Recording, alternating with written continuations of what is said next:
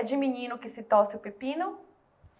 A psicologia na sua casa é na porrada? E você apanhou tanto, né? E nem morreu. A violência contra a criança é uma coisa tão naturalizada no nosso meio que muitos pais nem sabem que estão cometendo violência.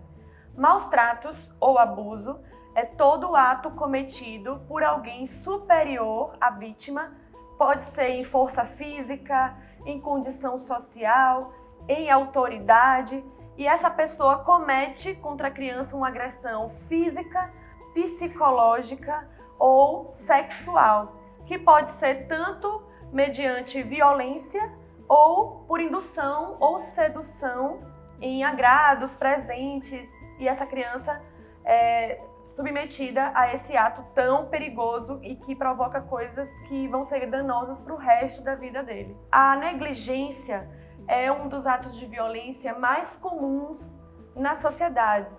A negligência é quando os pais, por exemplo, deixam de levar a criança para ser vacinada, deixam de levar a criança ao médico, a criança é esquecida, deixa lá sem cuidado, sem dar banho, sem lavar as roupas.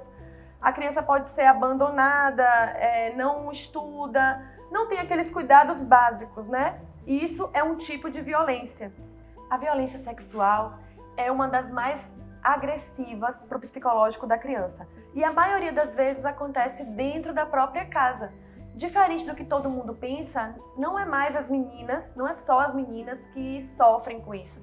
Os meninos também apresentam muitas situações em que são levados a abuso. Por exemplo, exposição de imagens inapropriadas, cenas eróticas, pornográficas, que os pais, às vezes, colocam para a criança assistir, achando que aquilo dali vai causar nele uma masculinidade quando ele for adulto. Isso é um tipo de violência sexual também.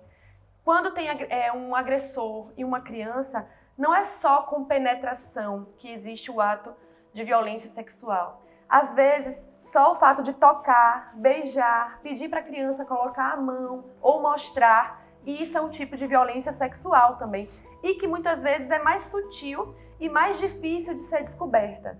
Os pais e professores, tios, familiares, todo mundo tem que ficar atento aos sinais que a criança apresenta. Por exemplo, desenhos erotizados, comportamentos inapropriados para a idade dela, querer beijar na boca de coleguinha, querer mostrar as partes íntimas. São comportamentos que você tem que ficar de olho. Ou até agressão. A criança fica um pouco mais agressiva, fica mais embotada, tímida, não quer sair de casa, ou se apega mais a um dos membros da família, que geralmente é aquele membro que não agride ela. Por exemplo, uma mãe, a criança fica muito mais próximo da mãe e não quer contato com aquela pessoa que muitas vezes está provocando essa violência. Então, a atitude de prestar atenção é muito importante. A gente não pode deixar a criança com qualquer pessoa, tem que tomar muito cuidado. A violência psicológica é outro tipo de violência muito sutil e, como acontece muitas vezes dentro de casa, as pessoas normalizam. Por exemplo, é você xingar o seu filho, chamar de burro, dizer que é incompetente, que não consegue fazer as coisas. Aquela criança vai crescer com aquela ideia de que ele é incompetente, que ele não consegue fazer as coisas. Ele vai ter dificuldade quando for arrumar um emprego, vai se sentir inferior, vai achar que é incapaz. E muitas vezes pela forma como a gente fala com a criança. Outra forma de violência psicológica é você exigir demais da criança. Pedir para a criança fazer inúmeras atividades, ser o melhor jogador de futebol, ser a melhor bailarina, coisas que você não foi quando era criança e você agora sonha que seu filho seja. A criança fica ansiosa, ela quer se exigir mais, ela acha que está decepcionando os pais quando ela não consegue. Então, vocês têm que tomar muito cuidado como vocês falam com a criança, com a forma que vocês cobram dela. Outra violência psicológica é você falar mal do pai ou da mãe na frente da criança, causar medo nela, ameaça, dizer que o pai ou a mãe vai violentar ela, ou só porque vocês estão separados, um fica tratando mal na frente dela, e isso torna a criança muito medrosa, triste, e ela aprende a também usar palavras ruins, coisas negativas o tempo inteiro, e a autoestima dela fica muito prejudicada por causa disso. Outra forma de violência psicológica é o bullying, né? Que às vezes é provocado por pares, por colegas na escola, principalmente os adolescentes que ficam diminuindo o outro colega só porque tem alguma coisa diferente, ou porque é gordinho, ou porque manca da perna. E aí aquelas outras crianças ficam usando daquela atitude ali o tempo todo, e os professores, os pais precisam ficar atentos também se está acontecendo esse tipo de violência psicológica com essa criança ou esse adolescente. A síndrome de Munchausen é outra violência que acontece muito, e quem vê muito são os médicos, os pediatras. Geralmente são crianças que estão todo dia no hospital, toda hora a mãe relata um problema, uma doença, às vezes até provoca algum sintoma na criança. E, na verdade, todos os sintomas são criados pela cabeça da mãe. Essa mãe precisa de acompanhamento psiquiátrico e psicológico, porque ela cria na cabeça dela que aquela criança está o tempo inteiro doente.